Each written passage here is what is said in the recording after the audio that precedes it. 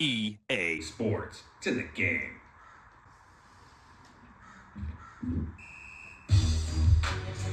Chill, Slim Thug, Boss Hog Go Low.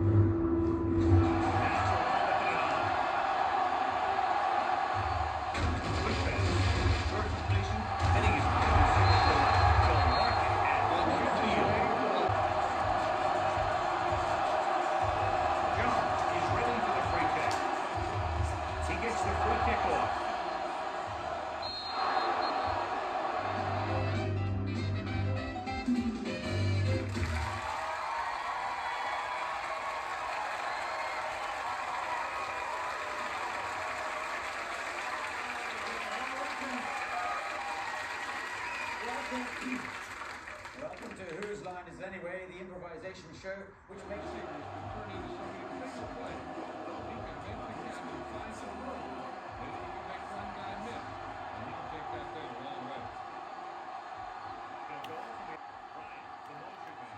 Fuck, I'm late.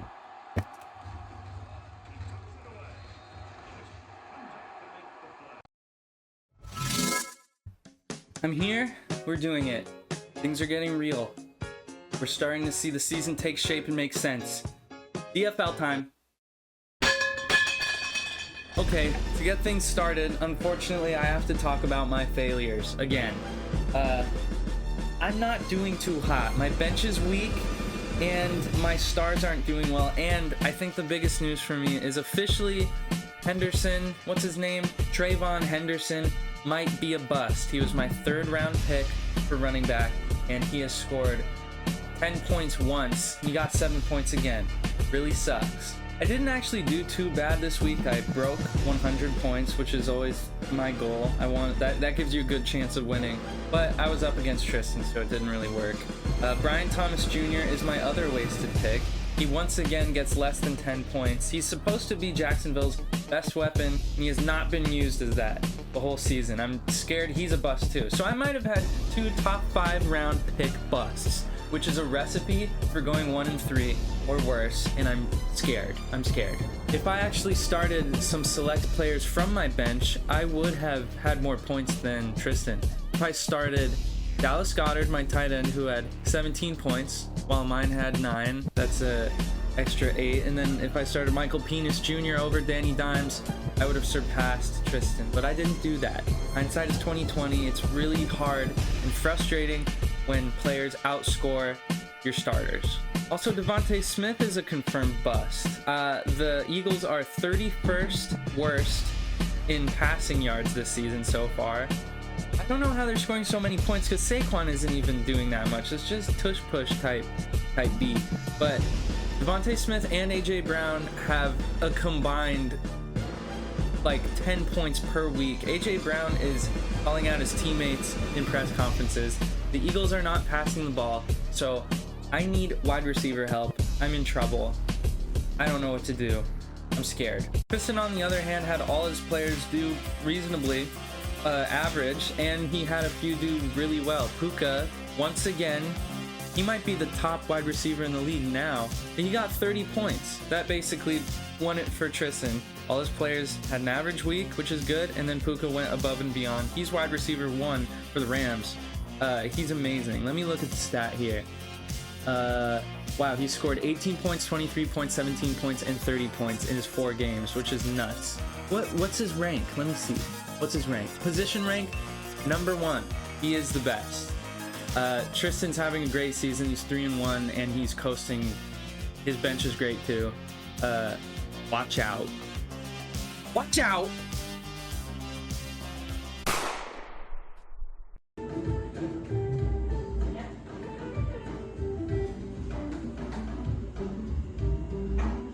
Okay, so Max, I think, has an undeserved 1-3 start, unlike mine. Mine is reflected in the points, but he actually has a pretty good team. This week he got 108 points on the back of Patrick Mahomes doing his thing like always. He's the best quarterback, and Bucky Irving is putting together a really nice season.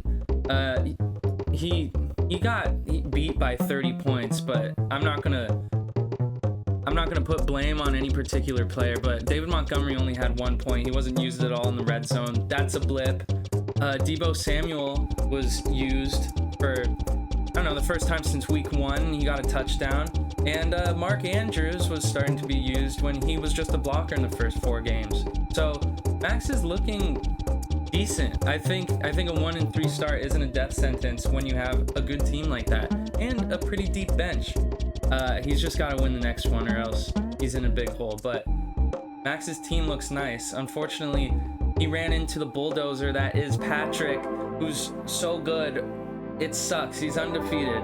I think the biggest thing to note about Patrick's team and Patrick being a manager is 2 of his best players, other than Josh Allen, were picked up from the waivers. He has Quentin Johnson, who is the number 4 wide receiver so far. He's the best wide receiver on the Chargers, who are a dynamic offense.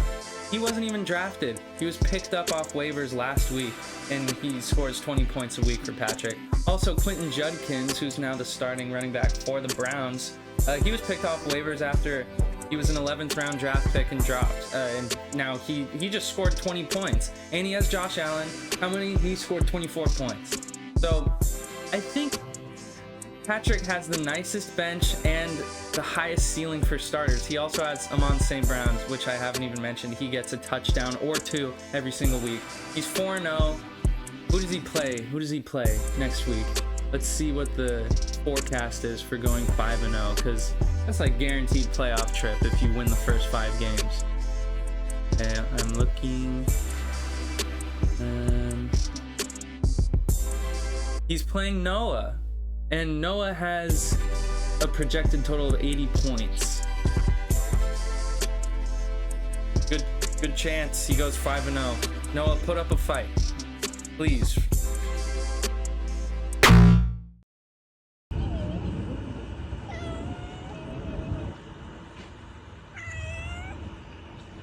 It happened again. Unfortunately, our fan favorite Cess has gone 0-4.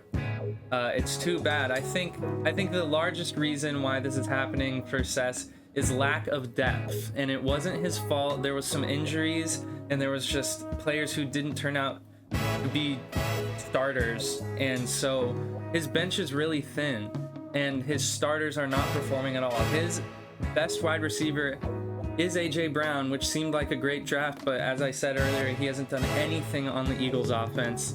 His tight end had to be a waiver guy. It's the Cleveland Browns tight end. He's done nothing so far.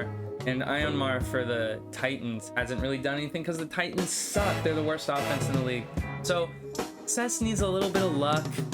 Genty and Kamara are still great, and Kyler Murray can score a lot of points when he gets touchdowns, but he's gonna need luck, and he's gonna need some lucky waiver signings to maybe muster up a real season. He goes up against Yash this week, so I'm not rooting against Yash, but I'd love to see Cess in the win column.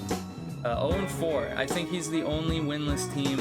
I'm rallying for Cess. Noah, on the other hand, put up a nice win, and he crawled back to 2-2, which is big. I think being 500 at any point in the season is important. You always want to get past that hurdle. His team looks really good. I think the notable things about it are Bijan Robinson is the primary piece, more than even Michael Penix, for the Falcons. Like, the offense rolls through him. He catches a ton. He is a beast. He just is so strong. They use him for everything. He's a all tools guy. He's the 4th highest scoring running back in the league, so that's a huge reason why he wins.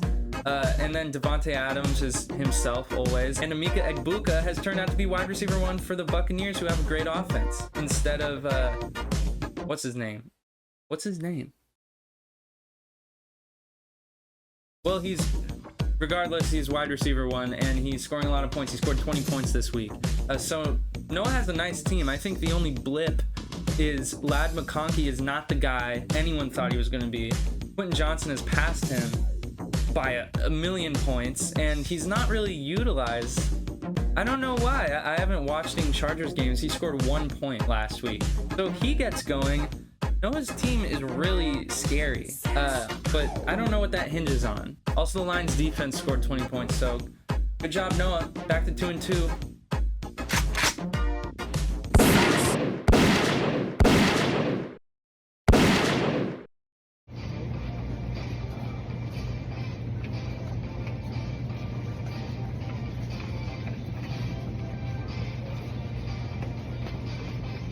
Brendan is also a team who's back on track, getting to 2-2 off of, I think, an important thing that everybody wants, which is consistency.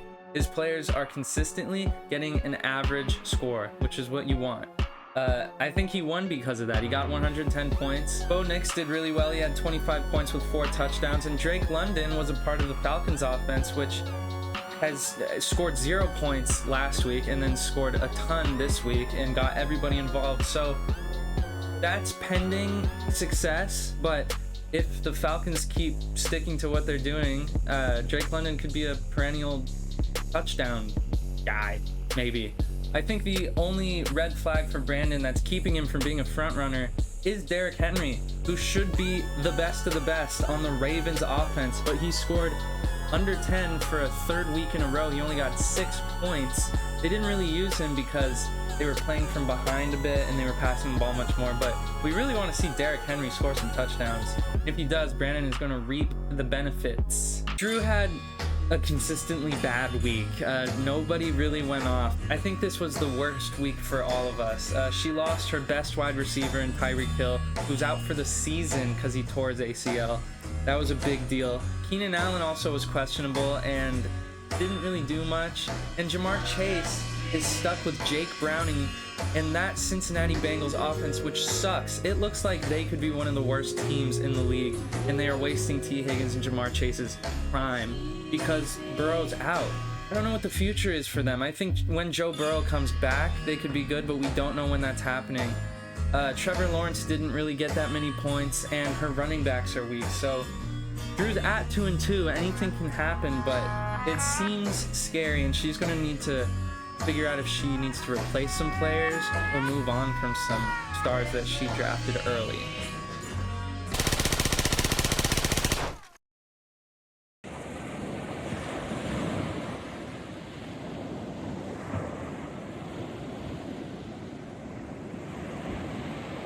We love to see Gretchen succeeding, which hasn't happened in the previous seasons of DFL, but this season she's off to a great start. She's 3-1 off the hands of Dak Prescott. I think he can get the praise. I hate Jerry Jones!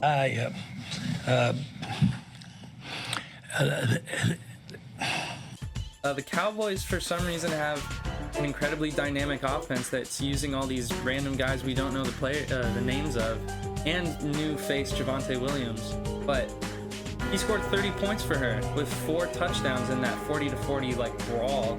Other than that, she's looking at a nice team, and if her quarterbacks keep doing that, she's gonna see success. The biggest news though is Malik Neighbors, who was the #1 wide receiver in the league, is out for the season.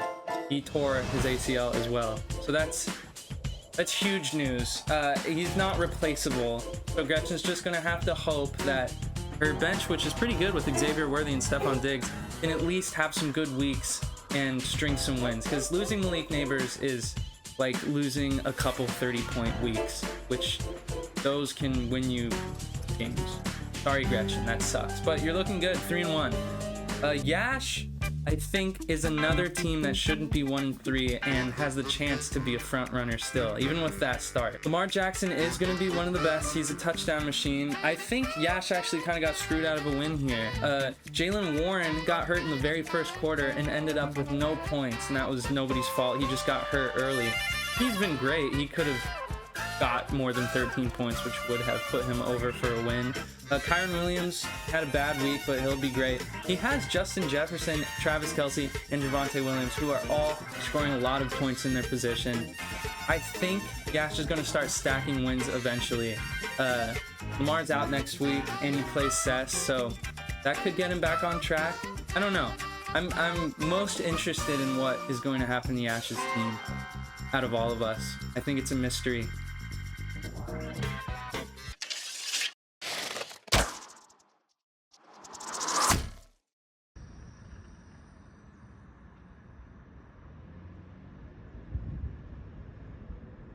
John Potato Jones Lindbergh lost this week because of bad quarterback numbers from Caleb Williams and nothing from his tight end. I think you can put the blame on that. I think John is a perfect candidate for a big trade because he has some running back capital. I've said this in the past, but he has Christian McCaffrey, James Cook, and Achane, who are all in the top 10 of running backs and are getting him more than 15 points, even 20 points every single week.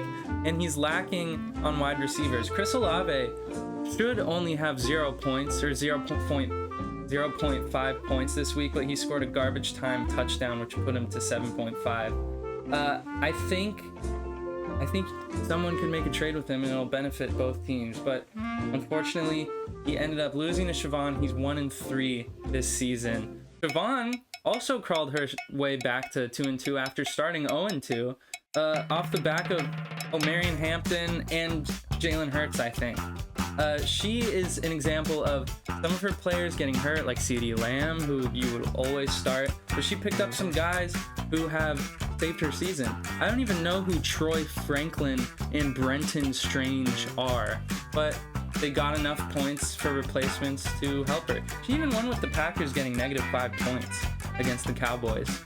So she's looking good. O'Marion Hampton is starting to look like the draft steal of the season. If he continues, he could win Rookie of the Year and win Siobhan a bunch of weeks. But she's back to 2-2. Let's see what. I'm glad she moved on from Colston Loveland.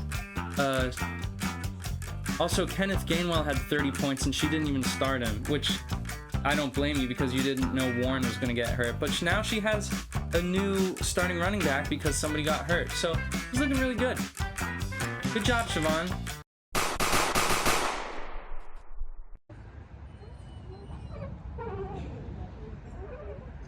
I think Taylor had the potential to take down our top dog, but she just didn't muster enough points to win this week. Too bad. Cooper moves to 4-0. He's undefeated with Patrick. And I think it's off the back of George Pickens and Jahmyr Gibbs being the stars of their respective offenses. Since CeeDee Lamb is out, George Pickens has scored over 20 points both weeks. When CeeDee Lamb comes back, that could really dial down, but he seems to be Dak's favorite wide receiver right now. He's winning even with Jake Browning, who's the worst replacement quarterback I've seen in a while since like Nathan Peterman.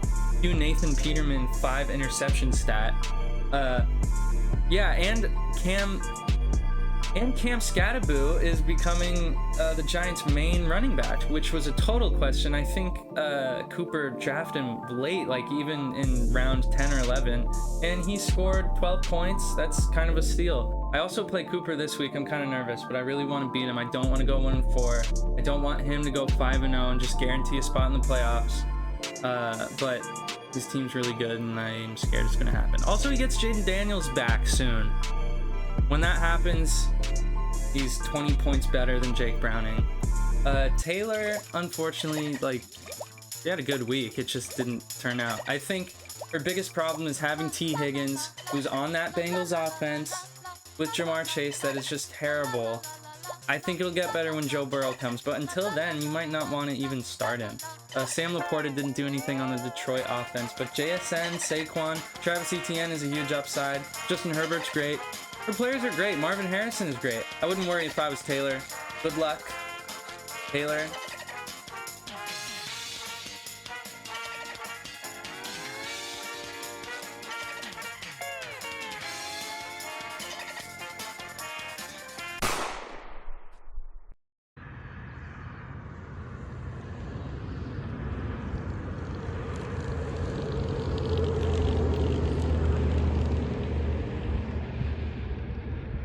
Okay, thanks guys. Things are starting to get pretty serious in the DFL world. We're seeing the playoff picture start to form. I'm nervous for myself. I hope you're having fun. I hope you like football, and I'll see you next week. Good luck everybody except Cooper. Right. Oh, and here are the standings. And here is the schedule. Bye for real this time.